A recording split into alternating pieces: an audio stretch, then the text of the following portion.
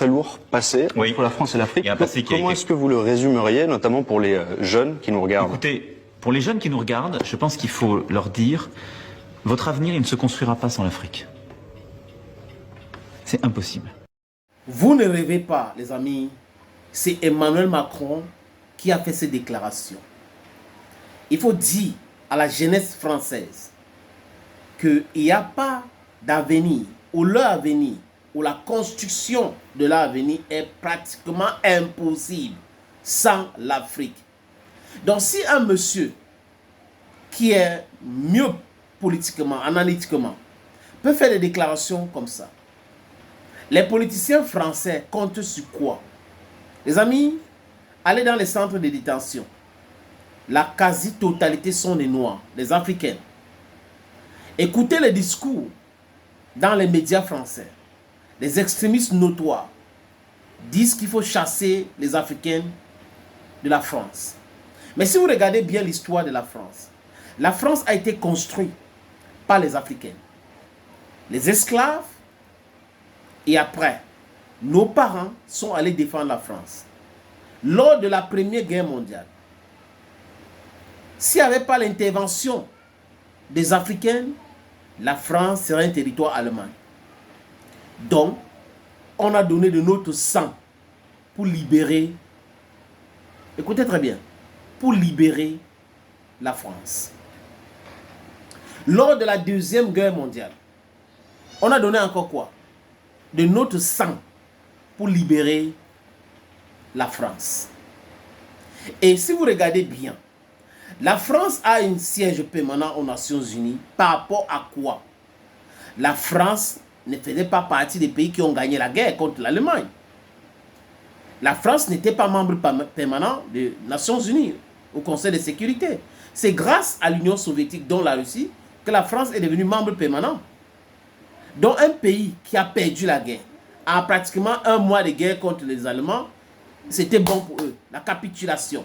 De Gaulle a fui pour aller au Royaume-Uni pour commencer à hurler là-bas, soutenu par Churchill. Et mobiliser les Africains. Les Africains qui allaient même faire la guerre ne savaient pas pourquoi ils allaient là-bas. Ils ont fait la guerre. Et après la défaite de l'Allemagne, à Chiroy, ils demandaient leur paiement. La France les a massacrés. C'est l'histoire de la France. Et la France, dans ses colonies, contrôlait tout, le sous-sol. Et dans le banditisme la plus absolue, les amis, la France a fait signer les accords coloniaux qui mettaient la corde au cou des pays africains. Ça continue jusqu'à aujourd'hui.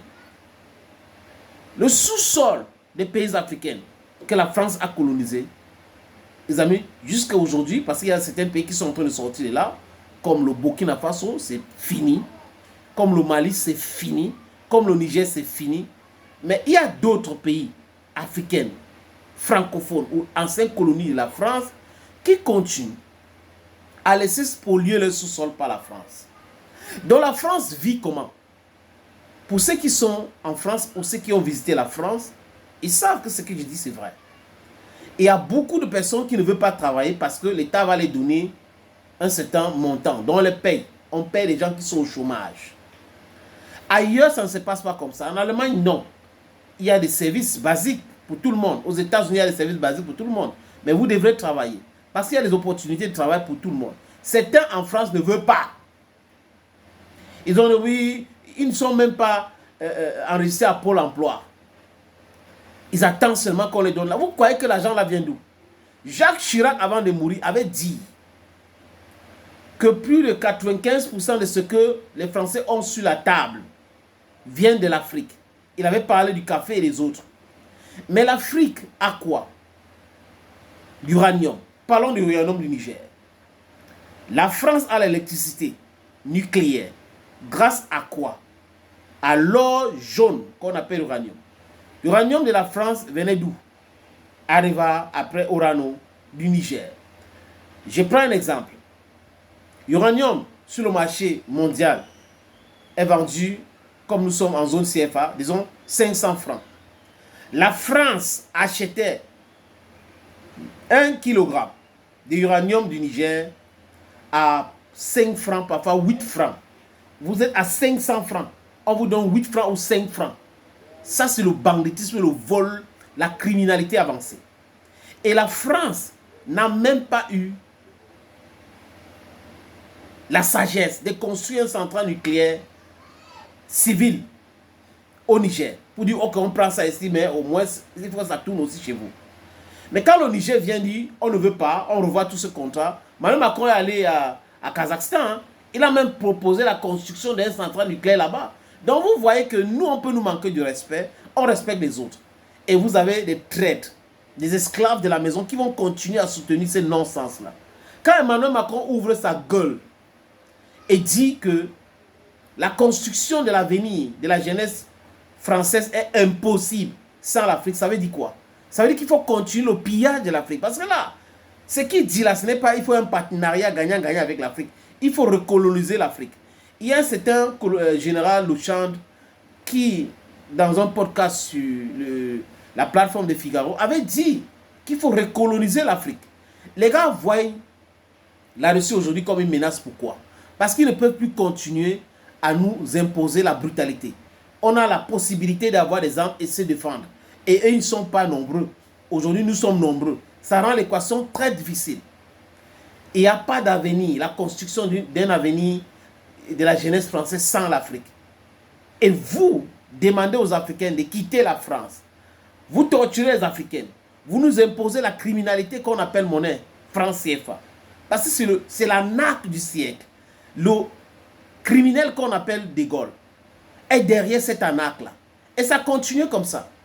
J'ai vu une vidéo un jour d'un ministre de la communication ou du ministre de la communication et des médias de Congo, Brazzaville. Je me suis arraché les cheveux. Et après, je regarde son profil. Je suis allé chercher, c'est qui ce monsieur? Il est franco-congolais. Donc, on comprend qu'il est en train de défendre les intérêts de la France. Mais de façon, je ne comprends pas. Il est ministre au Congo, il défend les intérêts de la France. En plein conférence de presse.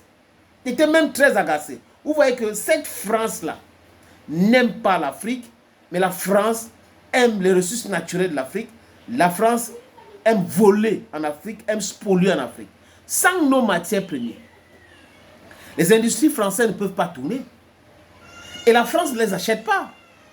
Vous pensez que la guerre en RDC vient d'où? La France de Macron est derrière. C'est la France de Macron et l'Union européenne qui financent Paul Kagame. C'est monsieur qui déteste les Congolais. Le sous-sol congolais, c'est le plus important pour lui. Donc, voilà la France pour vous. Nous, on est là, on nourrit les gens. Mais ils disent qu'ils sont plus forts que nous. Ils ont tout, on n'a rien. Donc, nous sommes pauvres. Ils sont riches. Mais ils n'ont pas d'avenir sans nous. Ou la construction de l'avenir sans nous est impossible. Vous n'avez encore rien vu. Thank you, friends.